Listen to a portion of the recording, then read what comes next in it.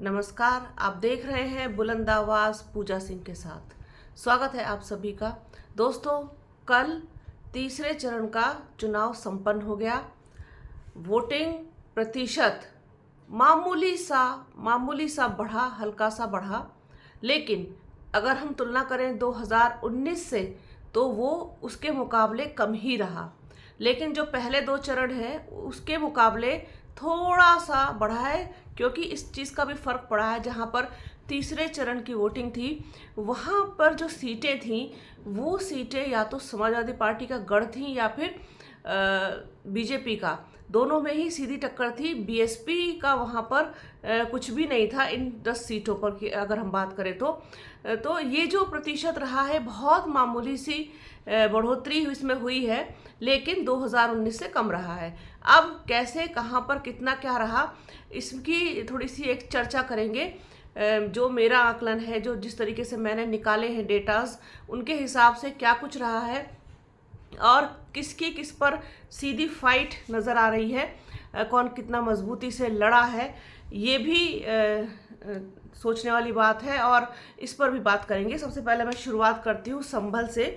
संभल में 2019 में 64.7% वोट हुआ था और 2024 में 62.81% वोटिंग हुई है। 2% यहाँ पर कम है। मतदान संभल में समाजवादी पार्टी के पास ये सीट, शफीकुर रहमान बर्क यहाँ से जीते थे। 6,58,000 से ज़्यादा वोट मिले थे। 55.94% इनका वोट परसेंटेज था।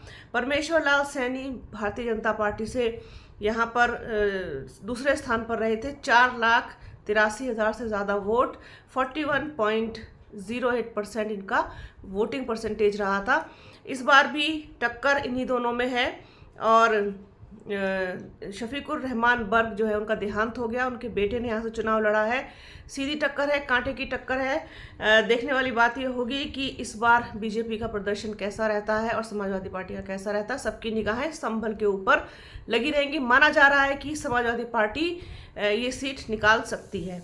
आगे बढ़ते हैं हाथरस की तरफ। सुरक्षित सीट है।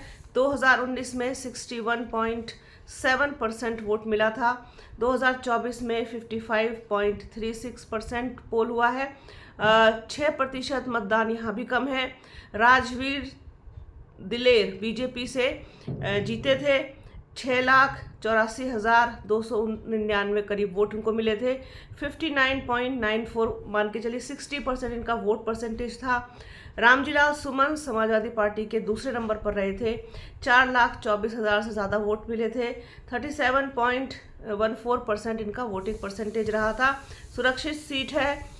समाजवादी पार्टी और बीजेपी के बीच में सीधा मुकाबला है, कड़ा मुकाबला है। वैसे तो यहाँ पर बीएसपी का भी कैंडिडेट है। बीएसपी के कैंडिडेट कई जगह पर हैं बरेली को छोड़ करके, लेकिन टक्कर यहाँ पर इन दोनों के बीच मानी जा रही है। हाथरस कौन जीतेगा ये तो 4 जून को पता चलेगा, लेकिन मतदान प्रतिशत कम हुआ है।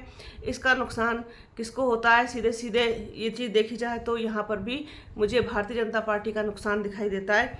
बात करते हैं आगे आगरा की। ये भी सुरक्षित सीट है।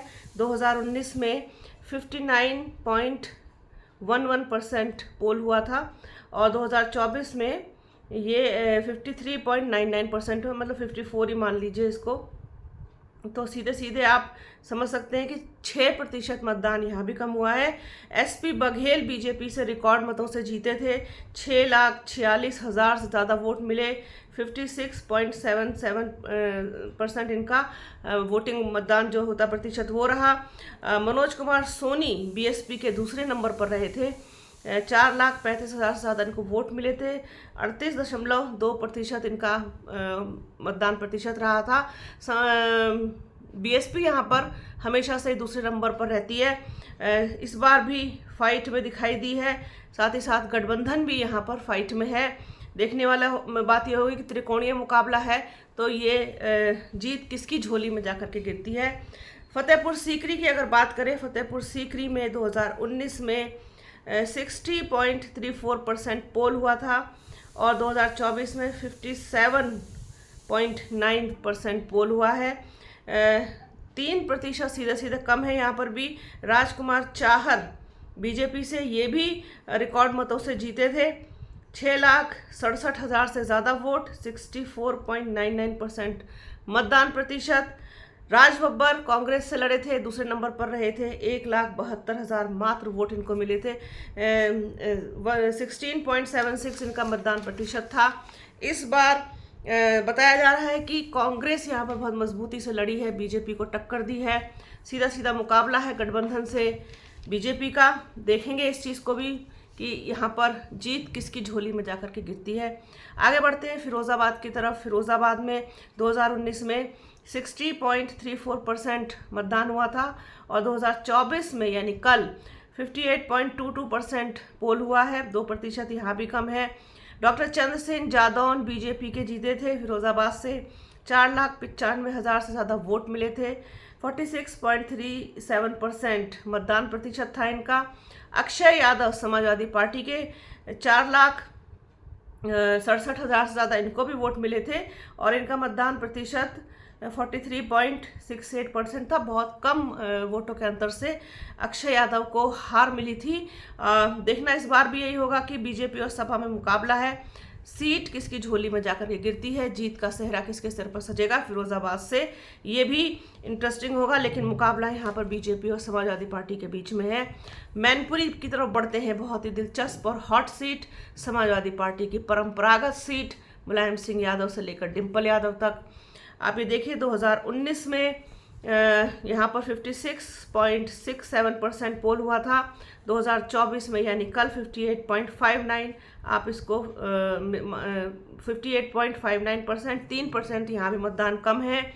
मुलायम सिंह यादव समाजवादी पार्टी से 5,24,000 से ज़्यादा वोट मिले थे, 54.13% इनका मतदान प्रतिशत था। प्रेम सिंह शाक्य भारतीय जनता पार्टी से 4,30,000 से ज़्यादा वोट मिले थे, 44.39% इनका मतदान प्रतिशत रहा है। बड़े अंतराल से इनकी हार हुई थी।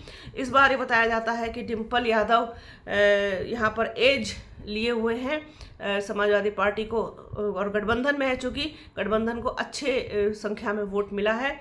देखने वाली बात ये होगी कि बीजेपी यहाँ पर कितनी सेंधमारी कर पाई है यादव वोट बैंक में, या फिर दूसरी बिरादरी में। सीधी सीधी टक्कर समाजवादी पार्टी और भारतीय जनता पार्टी के बीच में है। तो ये है मैनपुरी का स्टेटस जो अभी तक का है। सब कुछ 4 जून को पता चलेगा किसकी जीत हुई, कितने अंतराल से जीत हुई। आगे बढ़ते हैं एटा की तरफ। एटा में 2019 में 61.65% पोल हुआ था, 2024 में 59.17, 2% यहाँ भी कम है। राजवीर सिंह बीजेपी से जीते थे, 5,45,000 से ज़्यादा वोट मिले थे, 54.9% मतदान प्रतिशत था इनका।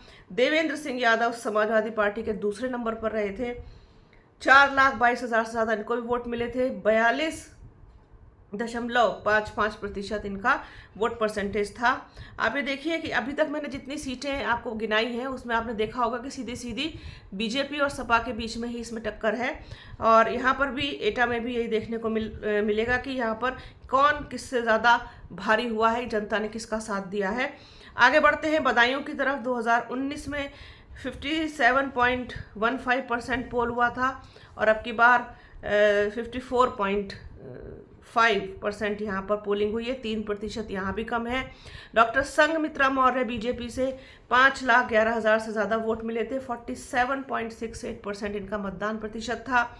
धर्मेंद्र यादव बड़ा नाम है समाजवादी पार्टी के, ये दूसरे नंबर पर रहे थे, 4,92,000 से ज़्यादा वोट मिले थे। इनका भी हारने का जो प्रतिशत था काफ़ी कम था, 45.96, मान के चलिए 46% इनको वोट मिला था जो इनका मतदान प्रतिशत था। थोड़े से ही अंतराल से, थोड़े से ही वोटों से ये हार गए थे यहाँ पर। इस बार भी सीधी टक्कर है, ज़बरदस्त टक्कर है। पता चलेगा आगे कि क्या होगा, लेकिन टक्कर दोनों के बीच में है। समाजवादी पार्टी गठबंधन का दावा है कि वो इस बार मजबूती से लड़े हैं। दावे तो भारतीय जनता पार्टी के भी हैं कि वो हर सीट पर बहुत मजबूती के साथ लड़े हैं, लेकिन कौन कितनी मजबूती से लड़ा है ये तो जिस दिन नतीजे आएंगे उस दिन पता चलेगा। आंवला की तरफ बढ़ते हैं। 2019 में 58.96% पोल हुआ था, अब की बार 57.8% हुआ है। धर्मेंद्र कश्यप बीजेपी से 5,37,000 से ज़्यादा वोट, 51.52% इनका मतदान प्रतिशत था। रुचि वीरा लड़ी थी बीएसपी से, 4,23,000 से ज़्यादा वोट मिले थे, 40.62% इनका मतदान प्रतिशत था। रुचि वीरा वही है जो इस बार समाजवादी पार्टी के सिंबल से मुरादाबाद से लड़ी हैं। पिछली बार ये आंवला से लड़ी थी, वो भी बीएसपी से। यहाँ पर बीएसपी हमेशा से मजबूती के साथ लड़ी है, लेकिन बीजेपी यहाँ पर मजबूती से लड़ी है। धर्मेंद्र कश्यप जीते थे, बहुत मंझे हुए नेता हैं, और आप ये देखिए। लेकिन इस बार ये बताया जा रहा है कि आंवला में बीएसपी का जो कैंडिडेट है आबिद अली, वो भी मजबूती से लड़े हैं, और जैसे कि उनका पर्चा खारिज होने की खबरें सामने आई थी, उसको भी उन्होंने बहुत हिम्मत के साथ और बहुत मुकाबला करते हुए अपने पर्चे को बचाया और चुनाव लड़ा है। देखते हैं कौन किस नंबर पर रहता है। अंतिम सीट है, बड़ी इम्पॉर्टेंट, बड़ी हॉट सीट, बड़ी जद्दोजहद इस सीट पर रही है बरेली। बरेली में 2019 में 59.43% पोल हुआ था, अब की बार 57.88%, 2% के करीब यहाँ पर भी कम है। संतोष कुमार गंगवार बीजेपी से जीते थे, 5,65,000 से ज़्यादा वोट मिला था, 53% उनका मतदान प्रतिशत था। दूसरे नंबर पर समाजवादी पार्टी के भगवत शरण गंगवार रहे, 3,97,000 से ज़्यादा वोट मिले थे, 37.39% उनका मतदान प्रतिशत था।